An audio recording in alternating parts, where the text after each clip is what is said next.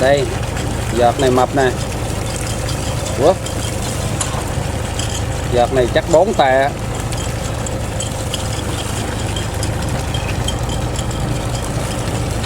Quá hấp dẫn.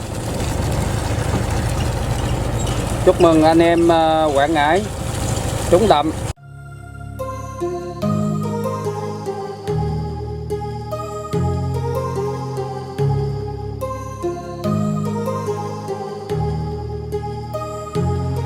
My heart rages around like an ocean in my head because there are so many things that I left unsaid.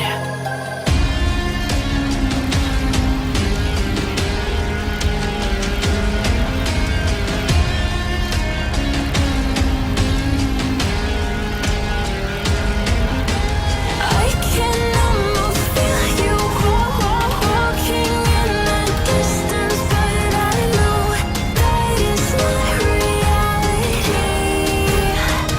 If you are echoing around inside these parallel dimensions all alone, now I'll find you in my dreams.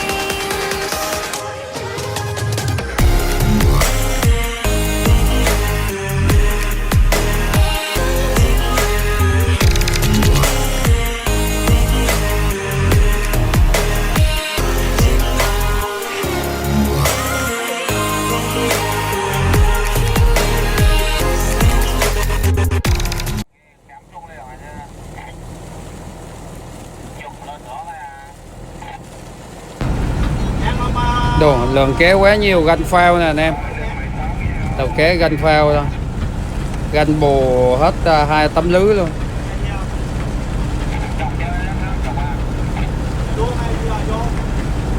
Tàu kéo của Quảng Ngãi thu mua 135 của Đông Hải. Dễ sợ ha. Quay toàn cảnh tàu cá lưới quay của Quảng Ngãi, lấy ké cho anh em mình xem.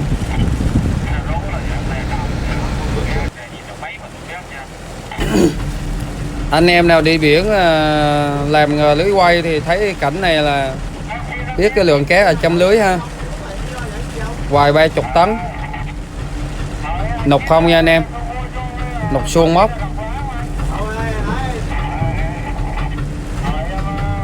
Được, chiếc ghe lưới quay của Quảng Ngãi, cái dàn lưới nó keo dễ sợ ha. 2 súng phen ứ nừ luôn. Lưới này chiên trăm điểm anh em.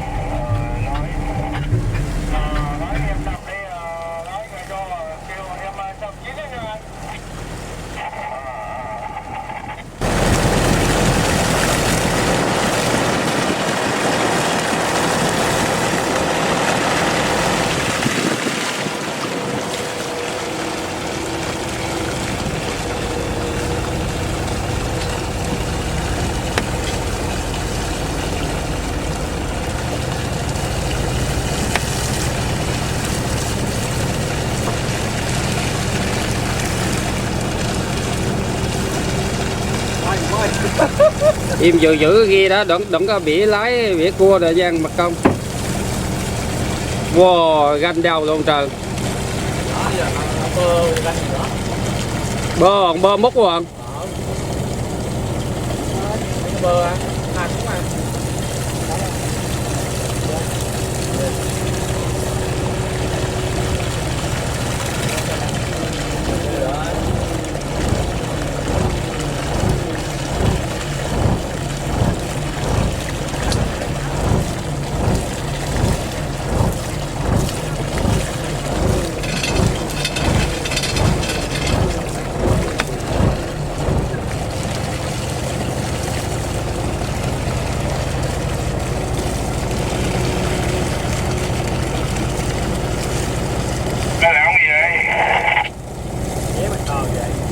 Chế một tờ gắt đây, chế một tờ.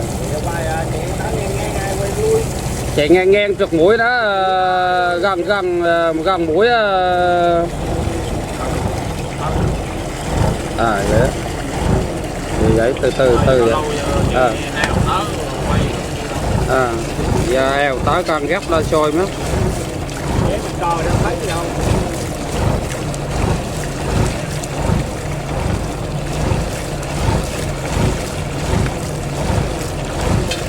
Gặp mấy thứ giờ. Mấy sôi tốt mà. Xấu mà. Còn tốt, còn tốt. Sáng nè. À, ni giữ gấp đây là nó có cho thêm nữa là gì nhân John. Nãy giờ mới bè phút mà đỡ quay bạn bè bình luận trâu rung tay quá đồ đó.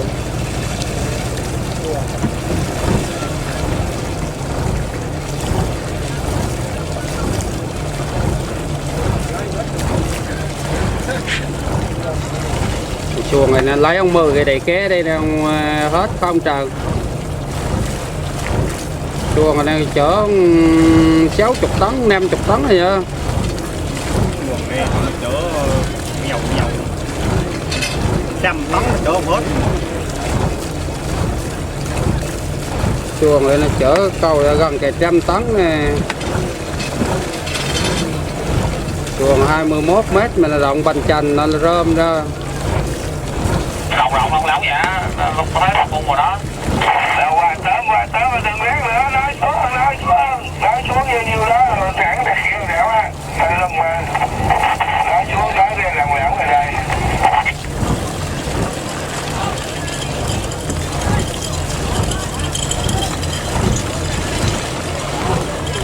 Cô để thực kia sau em. Không sao đâu, không sao đâu. Hãy ké đâu. Nó đặt gì lạ, lòng chút còn múc chưa? Nói ra giữa ra, cho lòng xuống cho nó còn lên lưng à, nó xuống rồi, đặt kia múc kịp đâu. Nói cho lòng nước vậy, chưa đây đặt cát không mà. Nói ra.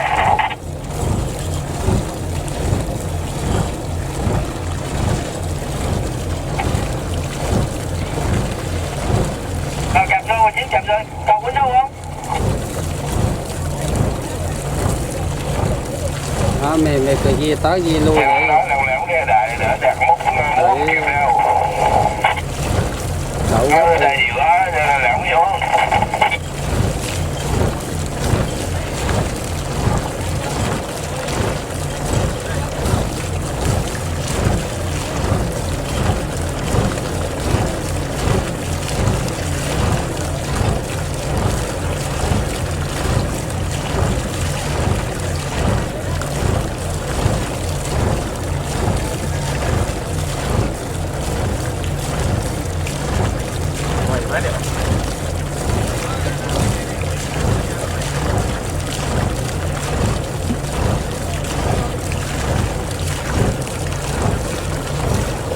Đầu thâu đâu đừng chia nữa, kẹn sợi dây nó.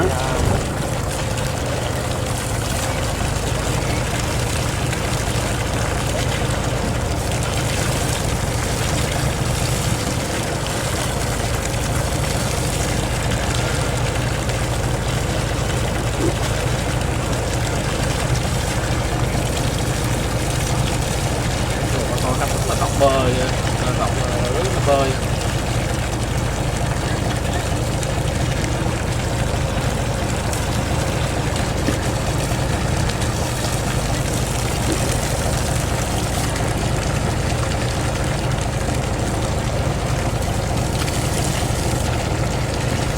Á, hai cái sùng khen nó gớm, hai sùng khen không? Hai sùng khen dài mà đầy lúc luôn ạ.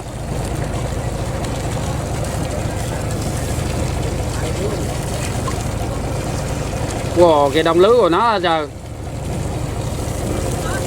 cái đóng nữa sao. Wow, đồng lưới kia cỡ đây mà chở cái đồng lưới như núi trời đất. Quế đồ tàu cá Hoàng Ngãi nha anh em. Tàu cá Hoàng Ngãi quýnh cá điểm, cá 5 điểm.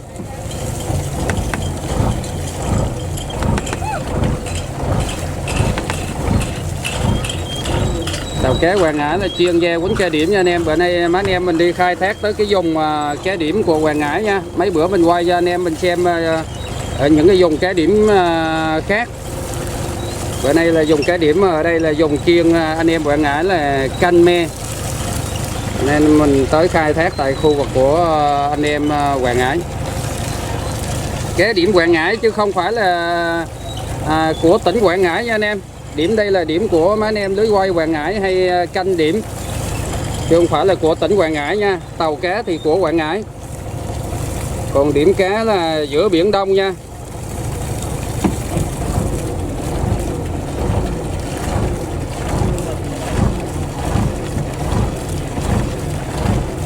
Zoom lại chỗ anh thuyền trưởng cho anh em mình xem nè. Đây đấy, anh thuyền trưởng đang bước ra nè.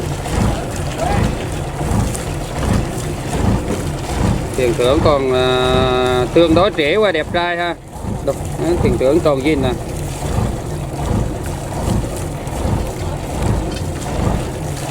Quýnh ghi bơ trên giữa cái đẩy cá, gọi là quýnh cái tấm bành á, một cái tấm đẩy giữa cái đẩy cá lớn. Rồi bắt đầu lấy cá dần dần cho con cá nó khỏi tử nha anh em. Đó, dòng cá nục mà khi chúng ta mà lóc mà chặt cái khu vực mà cho nó xoay là nó dễ bị tử cá lắm. Khi tử cá là cá nó xấu cá, với là chúng ta lấy cá rất là khó. Đó, bây giờ thọc giọt xuống này. Giọt này mấy anh em dân biển mình gọi là giọt chụp, bắt bọc ha. Bắt bọc chứ không phải quýnh như bơ. Bắt bọc mà do anh căng mấy sợi dây gạnh trong cái bọc, cho nên là tưởng đâu cái bơ như đây là bắt bọc. Cá nhiều anh trưng bọc ra, bắt đầu anh bắt lần.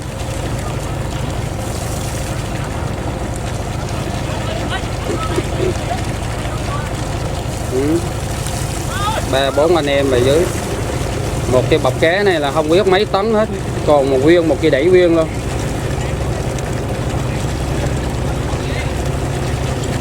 Quýnh vô mấy giọt lúc thôi. Giọt chụp nè. Đấy.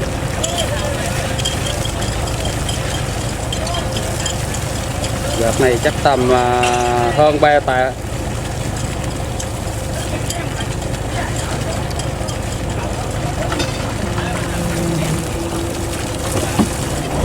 Bét cái đế lái lại đỡ lái mình tấp vô đẩy cá ổng. Bét tao cho nó đế cái lái đây kia, bét cho để nó chạy. Bét chứ. Bét cho nó đế cái lái đây. Bét mạnh xong dê lại.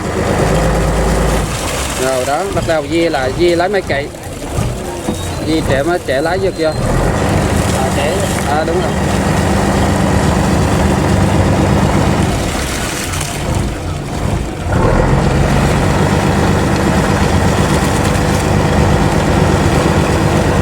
Chín 1757.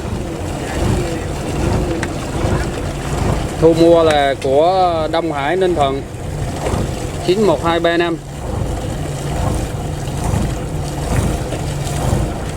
Tàu cá của anh em Quảng Ngãi chuyên khai thác tại vùng cá điểm. Đó, cho nên là mình gọi đây là cái điểm cá này là điểm của điểm cá Quảng Ngãi là vậy. Điểm này là anh em Quảng Ngãi là canh trực nguyên một cái mùa, từ đầu năm cho tới khi nào mà nồm lên xăng là mới đi khai thác về cái vùng khác. Nói chung là canh giữ cả 5-6 tháng luôn vậy á. Nằm điểm, chuyên nằm điểm không thôi. Anh em theo dõi những thước phim lấy cá của tàu cá Quảng Ngãi 91757. Đó, múc cho cẩm chiếc tàu nhựa kia luôn. Chiếc tàu nhựa đó chắc chở không phải 7-80 tấn. Trọng tải của nó ha, ghe dài tới 21 mét mà.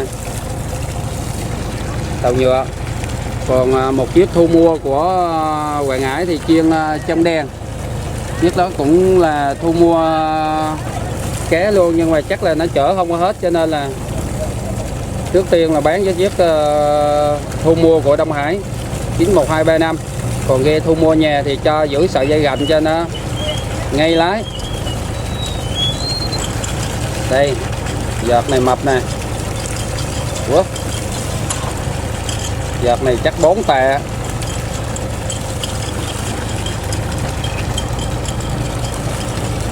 Quá hấp dẫn. Chúc mừng anh em Quảng Ngãi trúng đậm. Cái bữa nay là vé bờ nha anh em. Vé bờ thì tầm 30 ha. Vé về nước thì anh em mua bán thỏa thuận quay lại, nhưng mà vé bờ thì tầm 30. Thì món cá này cá mà thường bắt bọc lấy bơ này á, lại thường món cá dao động phải tầm hello anh em. Món cá mà bắt bọc lấy bơ này là thường nó dao động phải tầm 20 tấn. Đó, thì bữa nay 20 tấn, trên 20 tấn này anh này kiếm gần cả tỷ rồi. Hello anh có xem kênh bố về đi biển không?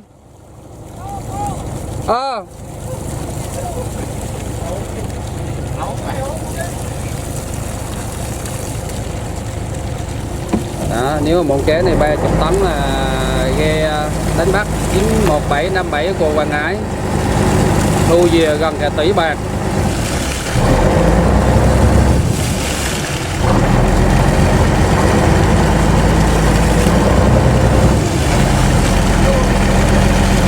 Coi chiếc thu mua nó trang bị hai cái turbo, dễ sợ hai turbo bắt lên trên.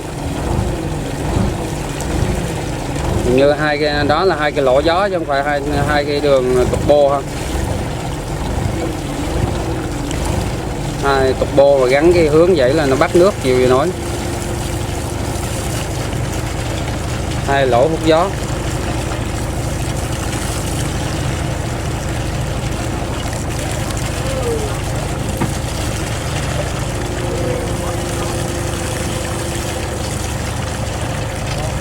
Cá này quay không biết khi nào mà cho hết cái đẩy cá này. Đây, nếu mà thu mua mà lấy cho hết cái đẩy cá này là phải tầm cá mà dài chục tấn mình lấy tới 3-4 tiếng đồng hồ nha anh em, 4-5 tiếng đồng hồ. Bởi vì cái con cá nhiều á, nhiều những cái ghe mà lấy nhanh á là trong vòng 10 tấn thì họ lấy 2 tiếng là bình thường. Nhưng mà con cá nó lên tới dài 30 tấn á, thì khoảng thời gian nó không phải tốn gấp đâu mà nó tốn gấp 3. Đó, bởi vì nó lên vài chục tấn là nó xây trở, nó làm rồi nó nặng nề, nó khó khăn hơn. Cá nó nhận lên em. Anh em Quảng Ngãi có chèo mình lúc đầu thì chắc là anh không có nhận ra mình là chủ kênh YouTube. Đó. Bây giờ dây cũng được. Nói anh có xem kênh mình rồi mà mấy anh em có nhận ra. Hôm bữa thì rất nhiều anh em Quảng Ngãi là yêu cầu mình quay ghe lưới quay đêm của Quảng Ngãi ha. Bữa nay là một cái dịp rất tình cờ luôn. Quay lại những cái thước phim mà tròn vẹn, cảnh lấy cá, đánh bắt của tàu cá Quảng Ngãi lưới quay đêm. Và được quay thực hiện tại điểm cá chủ chốt của tàu cá Quảng Ngãi.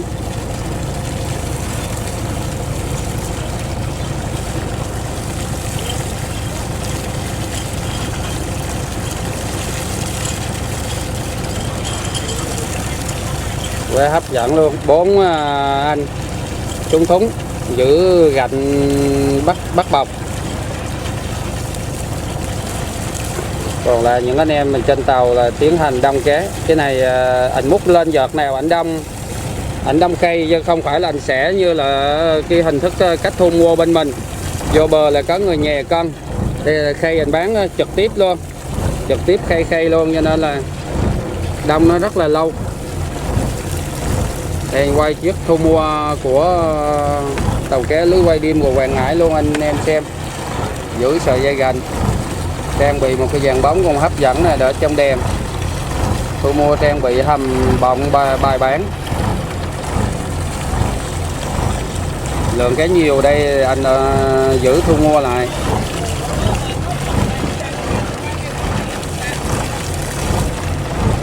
Về lui John, về lui lấy quay rõ hơn.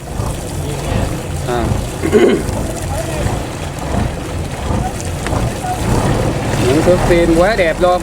Nói chung là cái cảnh mà quay cảnh đánh bắt, một cảnh đánh bắt trọn vẹn như thế này trong kênh YouTube của mình là từ trước tới giờ là khó có một cái cảnh mà quay nó trọn vẹn như thế này trong cái điều kiện thời tiết cũng rất là đẹp.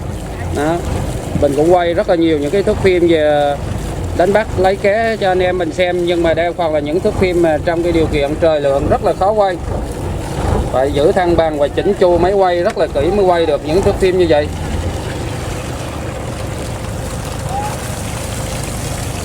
Bữa nay điều kiện thời tiết quá tốt. Đồ gì ở đây nó chế mặt trời tối dữ ta, giờ mặt trời lên keo giờ đây chế quá luôn. Chạy ra sau ơi. Sao anh? Ra sau nó tới luôn, tới số đi qua mặt thu mua luôn. Đó, giờ quăng ra sau quay toàn cảnh luôn cho anh em mình xem.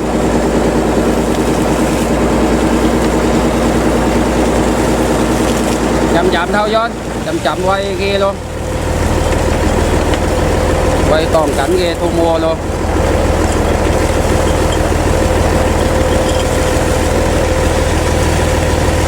Thu mua Đông Hải Ninh Thuận 91235.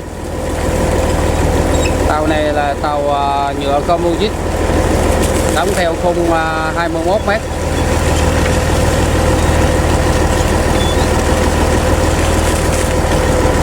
Quá đẹp ha.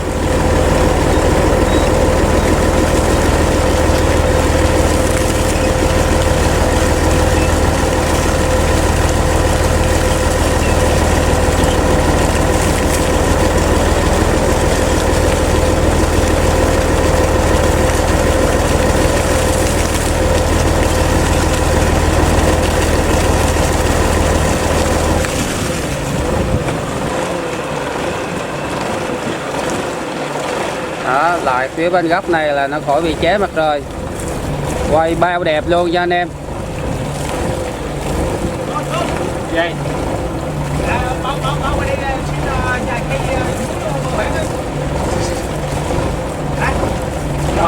Xin nào. Vậy bớt. Thôi đỡ trúng sợi dây gạch nó quá John ơi. Năm là lắm năm.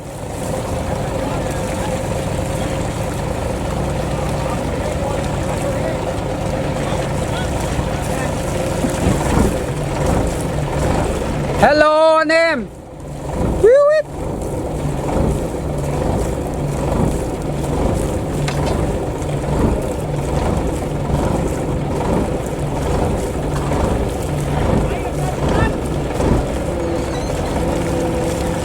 Những thước phim quá đẹp, quá tròn vẹn mà từ trước tới giờ mình mới thực hiện một cách đầy đủ trong cái điều kiện quá đẹp luôn. Cảnh mặt trời buổi sáng nè anh em. Đấy. Không thiếu một cái góc quay nào ha.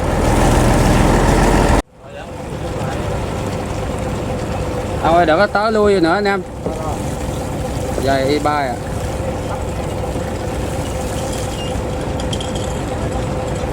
Múc tiếp. Đấy. Wow, giờ giật mập không à. Mấy giật này 4 tà. Đấy, lên két kéo lên ken. Đây nọc bóc này nó nặng lắm anh em.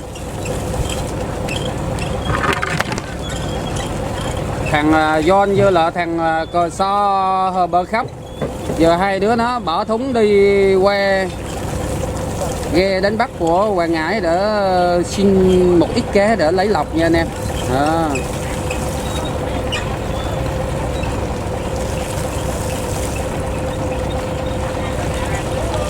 Quá đẹp ha. Ở trên trời là chim chóc và bay lượn. Đấy.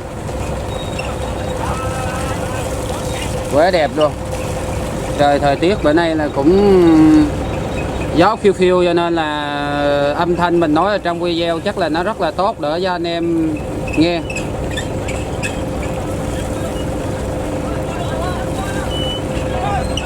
Đó, cái bơ cái anh bắt cái gạch đó, anh bắt cái bọc đó anh em, bắt cái bọc đó là nãy giờ anh lấy ké là hết cái bọc đó rồi. Giờ bắt đầu là xíu nữa là anh bắt đầu anh một là anh sẽ lắp cái đậy ké này gì anh lấy tiếp, hai là anh sẽ bắt một cái bọc khác nữa.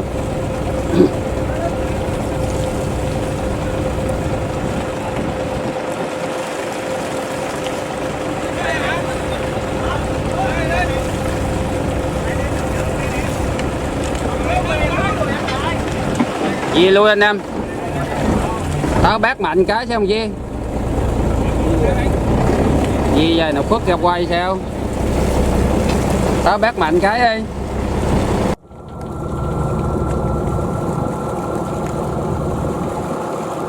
Anh em qua xin ké lấy lọc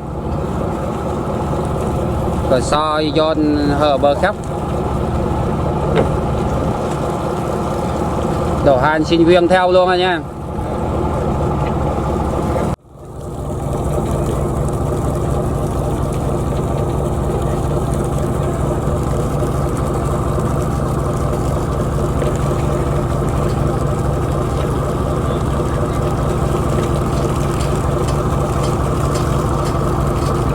Hai đứa mày được lên sáng luôn, vô tình hai mày lên sáng luôn.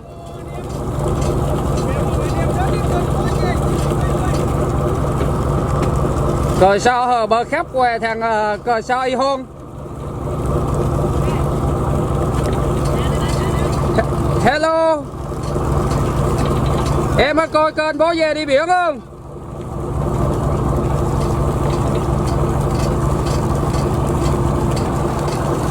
Còn tầm bao nhiêu tấn nữa?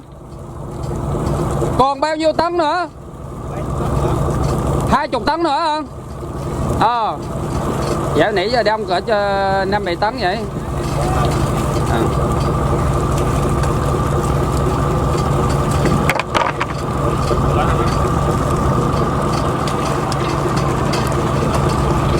Hai mày thắng lớn không ạ? Hai mày và nay quýnh không được 10 tấn.